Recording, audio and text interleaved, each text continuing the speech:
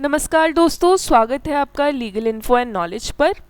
आज के वीडियो में हम बात करेंगे coal mines provident fund organization की तरफ से निकाली गई लीगल कंसल्टेंट की वैकेंसी के बारे में।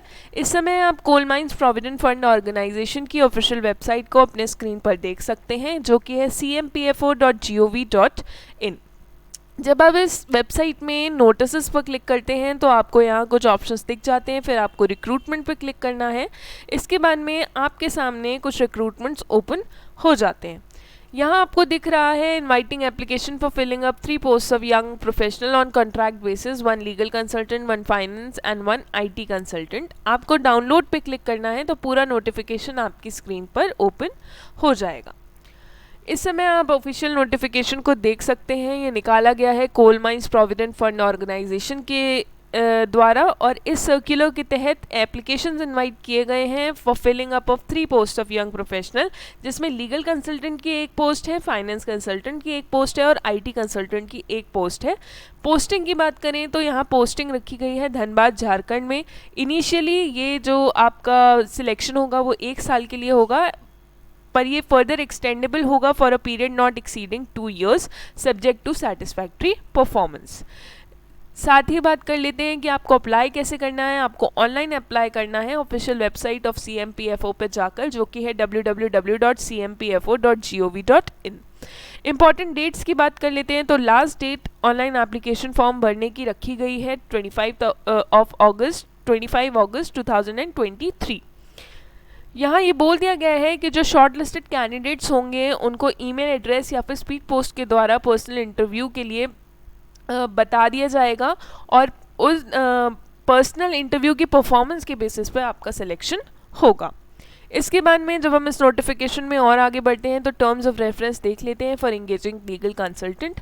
नेम ऑफ द पोस्ट की बात करूं तो वो है legal consultant. Number of post की बात करें तो वो है 1, और जॉब लोकेशन है धनबाद।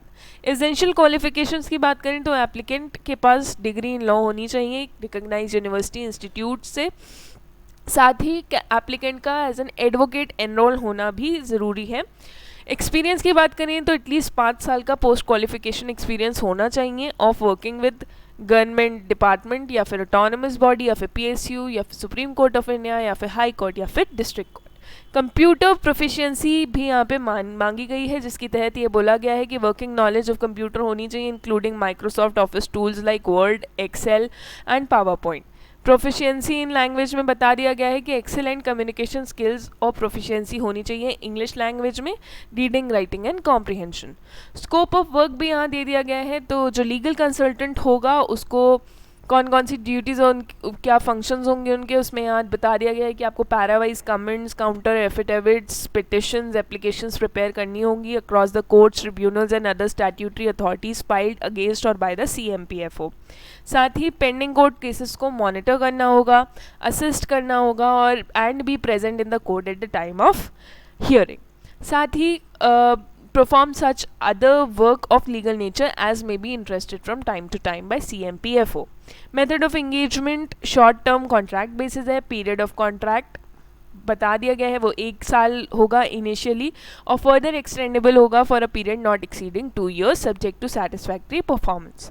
जो कंसल्टेंट होंगे उनकी परफॉर्मेंस को हर 6 महीने के बाद रिव्यू किया जाएगा और उसके हिसाब से उनका कॉन्ट्रैक्ट एक्सटेंड या डिसकंटिन्यू कर दिया जाएगा।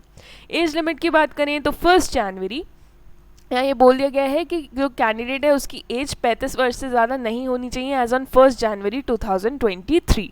रेम्यूनरेशन की बात करें तो कंसोलिडेटेड रेम्यूनरेशन मिलेगा 75,000 रुपीज़ का on monthly basis for young professional. Other terms of engagement भी आपको आपकी स्क्रीन पर दिख रही हैं। आप चाहें तो वीडियो को एक बार पॉज करके इनको अच्छे से पढ़ सकते हैं। इसके बाद में कुछ और चीज़ें देख लेते हैं इसी नोटिफिकेशन में जो दे रखी हैं, जैसे सिलेक्शन प्रोसेस। तो शॉर्ट लिस्टेड कैंडिडेट्स को इंटरव्यू के लिए बुलाया जाएगा और कंसल्टेंट का सिलेक्शन होगा पर्सनल इंटरव्यू के बेसिस पर। यहाँ अटेंडेंस और वर्किंग डेज के बारे में, कॉन्फिडेंशियलिटी और सिक्रेसी के बारे में भी दे रखा है। आप वीडियो को पॉज करके देख सकते हैं। तो ये था पूरा नोटिफिकेशन लीगल कंसल्टेंट के लिए। अगर आप एलिजिबिलिटी क्राइटेरिया को फुलफ़िल करते हैं और आप इंटरेस्टेड हैं अप्लाई करने के लिए तो ज़रूर अप्लाई करें। Thank you very much for watching.